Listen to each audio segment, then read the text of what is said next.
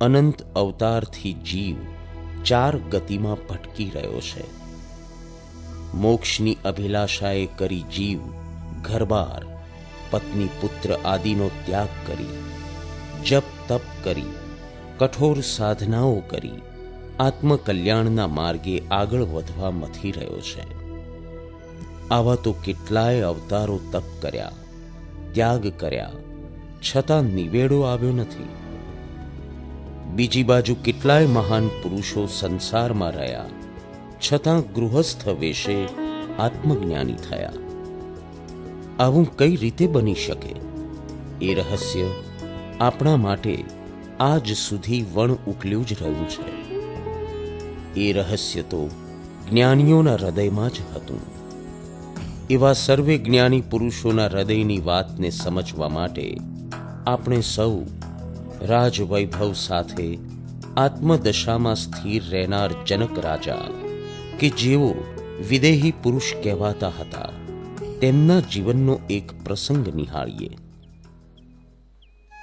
મિથિલા નગરીમાં એક આત્મજ્ઞાની પુરુષ હતા. તેમને એક પુત્ર હતા જે બાલ્યકાળથી ત્યાગી હતા. તેઓ ખૂબ તપસ્યા તથા સાધના કરતા હતા.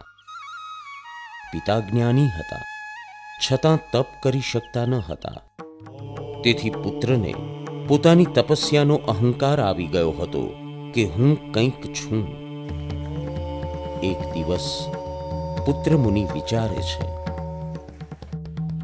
હું આટલું બધું તપ કરું છું, આથી પિતાશ્રી અવશ્ય મારાથી પ્રસન્ન થશે. એ તો મહાન જ્ઞાની છે.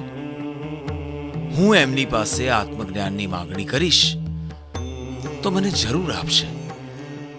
આમ વિચારી પુત્ર મુનિ પિતા પાસે આવે છે.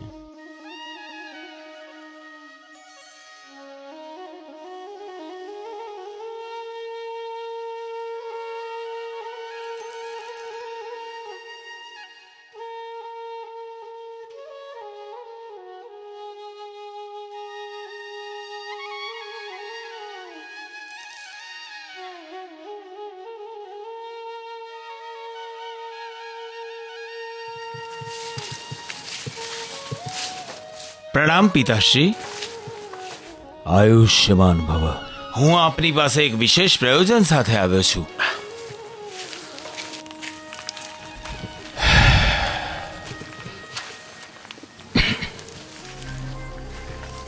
બોલ પુત્ર, શું પ્રયોજન છે? પિતાશ્રી, આપની પાસે જે આત્મજ્ઞાન છે તે મને આપવાની કૃપા કરો.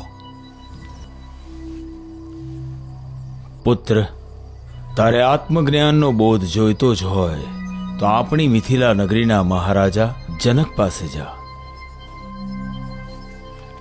મહારાજા જનક? માફ કરજો પિતાશ્રી, આપનું આ નિવેદન સાંભળીને હું ખૂબ અચરજ પામ્યો છું. આપ સ્વયં મહાજ્ઞાની હોવા છતાં મને રાજા જનક પાસે જવાનું સૂચન કરો છો? હા પુત્ર, કારણ કે મહારાજા જનક મહા આત્મજ્ઞાની છે. એમની પાસેથી તને અવશ્ય જ્ઞાન પ્રાપ્ત થશે. મહારાજા જનક, અને એ પણ આત્મજ્ઞાની? આત્મજ્ઞાન તો પિતાશ્રી તપસ્વીને જ વરે. અને જે વ્યક્તિ દિવસ રાત વૈભવમાં રાચતો હોય તે આત્મજ્ઞાની કેવી રીતે હોઈ શકે? પુત્ર, રાજપાટ, રાણીઓ, વૈભવ એ બધું હોવા છતાં પણ મહારાજા જનક દેહાતીત દશામાં વર્તે છે, કારણ કે એ મહા આત્મજ્ઞાની છે. માટે હે પુત્ર, તું વિશેષ સંદેહ ન કર અને મારા કથનનું પાલન કર. જેવી આપની આજ્ઞા પિતાશ્રી.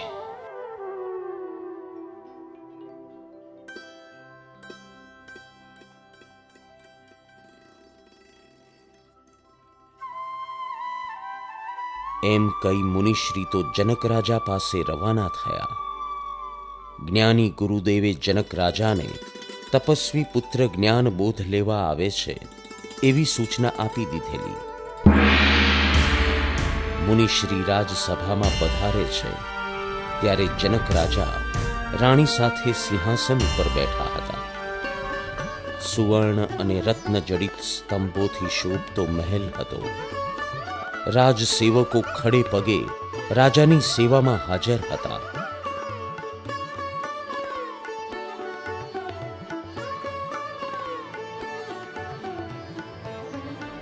આ બધો રાજવૈભવ જોઈ મુનિ મનમાં વિચારવા લાગ્યા. આ શું? આવા વૈભવમાં સંસારમાં રચ્યા પચ્યા પુરુષ આત્મજ્ઞાની હોઈ શકે? આ દશામાં આત્મજ્ઞાન કેવી રીતે શક્ય છે? છતાં પિતાશ્રીની આજ્ઞા હતી એટલે મુનિવર કંઈ બોલ્યા નહીં. ચૂપચાપ બધું જોઈ રહ્યા. જનક રાજા મુનિશ્રીને જોઈને આસન ગ્રહણ કરવાનું કહે છે. મુનિવર આસન ઉપર બિરાજે છે.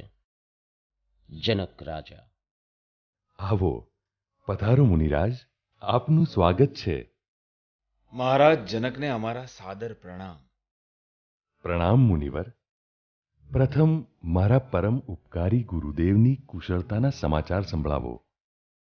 પૂજ્ય ગુરુદેવની હાજરીમાં સર્વત્ર આનંદ મંગલ વર્તે છે. ખૂબ આનંદ થયો મુનિવર.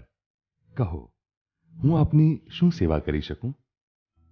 પૂજ્ય પિતાશ્રીએ મને આપની પાસે આત્મજ્ઞાનનો બોધ લેવા મોકલાવેલ છે, તો મને એ બોધ આપી કૃતાર્થ કરો એવી મારી માંગણી છે. મુનિવર, આપ શ્રી લાંબી મુસાફરી કરી આવ્યા છો. હાથ પગ ધોઈને સ્વસ્થ થઈ જાઓ. જોડે ભોજન લીધા બાદ આત્મજ્ઞાન સંબંધી વાર્તાલાપ કરીશું. રાજાએ મુનિશ્રીને જમવા બેસાડ્યા.